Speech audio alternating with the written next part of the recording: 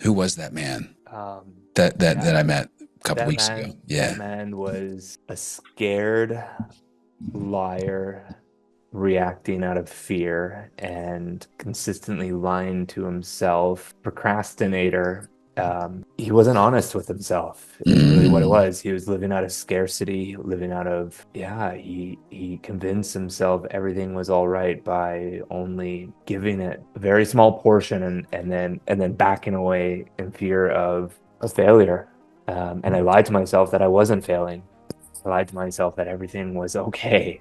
And I was extremely sad. I'm a very sensitive person. and uh, who are you now?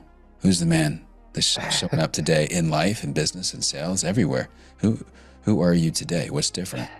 Yeah. I I Weeks I am later. I am Weeks. Yeah. honest. I Hmm. am honest with myself. I wake up feeling that I'm living in abundance.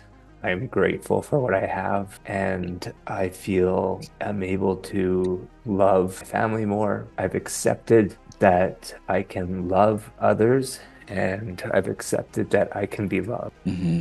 Yeah. I wouldn't be surprised if you closed some deals this month. Big deals. Yeah, It's the byproduct of this man. yeah.